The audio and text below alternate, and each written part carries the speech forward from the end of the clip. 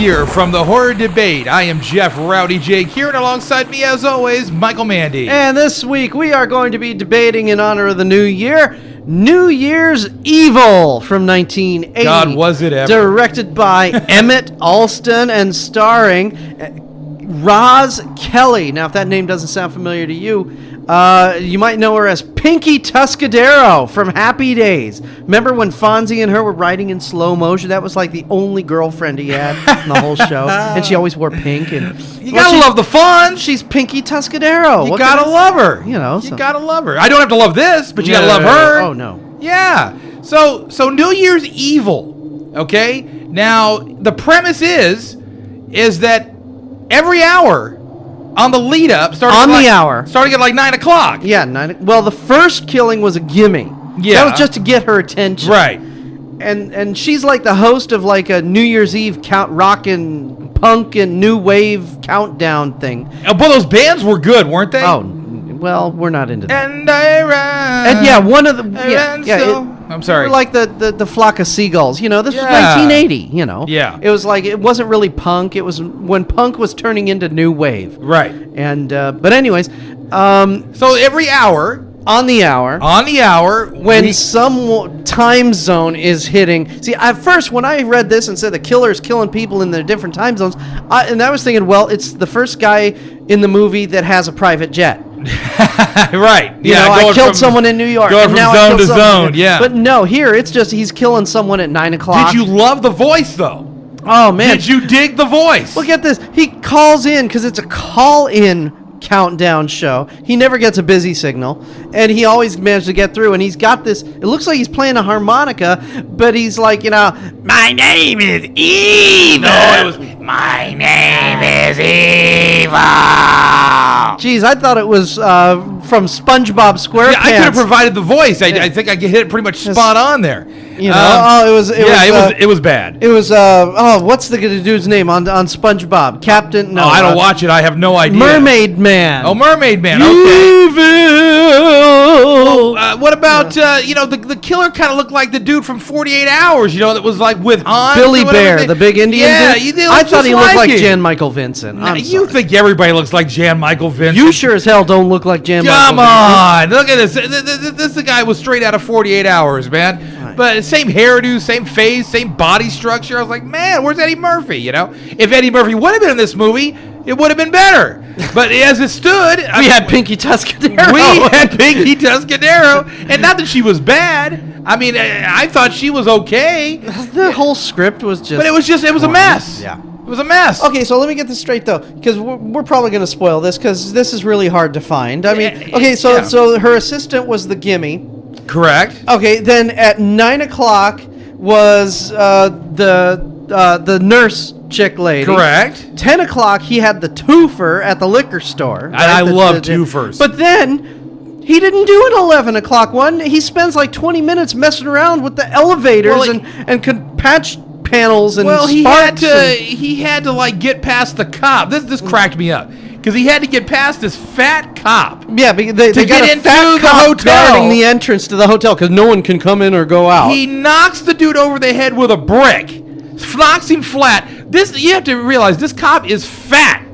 Okay, big fat cop. And this guy puts his outfit on. It fits perfect. And it fits absolutely 100%. It looks tailored. And then the next cop comes to take over, and he just walks right past him. The guy doesn't go, excuse me, you are not Officer Johnson like it says on your badge. Right. Who the heck are you?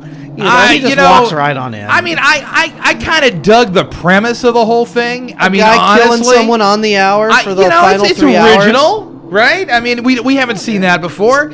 Execution-wise, I think it's just it was a sign of the times back then. Well, also it was a sign that this was a Cannon film, a Golan Globus production. Now, there are other big films. They're the company responsible for bringing America Jean-Claude Van Damme. They're also the company responsible for bringing America DC freaking Cab. And also every bad Chuck Norris film. I had to stress bad. Do some research. Find the good ones. Right. They're pretty few. Tell me a Chuck Norris joke, Mikey. Chuck Norris is so tough. When he does push-ups, he doesn't push up. He pushes the earth down. I love it. I got a whole list of these things in my email. Chuck Norris is bad. And I had not heard these jokes, and I cracked up. I mean, some of these were fantastic. Chuck Norris is so tough. He sleeps with a nightlight.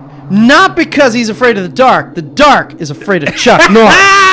I love it. You know, what was that the movie he did? Silent but Deadly or whatever it was? Oh, that was dead. What Silent was it? Rage. Silent Rage. That's right. Silent but That Deadly. was a band. That's a band down in L.A. It was Silent but Deadly? No, Silent Rage. Oh! I think Silent Rage.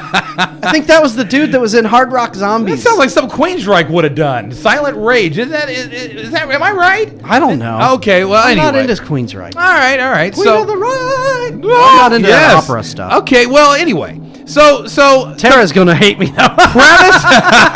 premise wise, we were okay. Execution wise, this is cheesy 80s stuff to the hill. Oh, cheesy 80s stuff. Okay, so if you're into that sort of thing, you're into the guys getting like pink hats. You know, Yeah. You're happening with the new wave thing that's going on the stage. And this was, I couldn't really say this was gory in any way, shape, or form. No, this is one they of those didn't really things show where- anything. No, this is one of those where the guy pulls out a switchblade, flashes it so you see it's a switchblade, but it's got the retractable thing, and he just pushes it into your stomach, the blade recoil, and they just go ow and fall down. Yeah. That's I it. kind of think this is a little bit of a waste of time. Yeah, and then when It's what it felt like. and then when they find the nurse, she just has like little ketchup smears on her Yeah. neck, and they go, "Oh, she was cut up real bad." Yeah. it's Well, like, you got to oh, make come it sound good, Mikey. Come on now. Didn't I make it sound good? You did, sorta. But my evil was much better. Well, okay. So it was cheesy. Here's where we got to sit on this. It was one. corny. Okay, I think that this is more than likely a 1-star film. Yeah, it's not Okay. any more than Yeah. 1 star. And it's not just one thing, it's just a whole package just makes you just kind of go, oh, it's just a waste of time. Yeah. It's a ho-hum movie, Yeah. you know? I mean, I was bordering on going lights out, Well, you know? and the movie went on, and I'm going, wait a sec, where's the 11 o'clock? And I'm starting Yeah. to think about this movie while it's going on, and I'm not paying attention anymore to what's going on because I'm bored with what's going on. Yeah. So I'm thinking, gee, wait a second. Now, he could have taken the chick who was in the drive-in the car, but Right. I don't usually dig movies where there's a group of people that are locked into a place and there's got this killer out there. You know, it adds a bit of tension to the whole thing, you know? And the other thing, they show you who the killer is in the first 10 minutes. Absolutely. So there's Did no you love that whodunit. mustache, Mike? Oh, definitely. Did you love his mustache? It, Oh. it looked like, like a squirrel tail landed on his lip. You know, I mean, what the heck was with that? And these I chicks, expected him to tell these chicks he picked up at the bar his car had real these chicks who he picked up, they looked right at him. They were like 2 feet from his face. I could tell from outside the vehicle he was wearing a fake mustache. Yep. I mean, come on. Well, yeah. You know, okay, suspend your belief. Okay. So, yeah, I'm definitely giving this 1 star. I think Yeah. it's a pretty much a waste of time, and I hope your New Year's is better than this movie.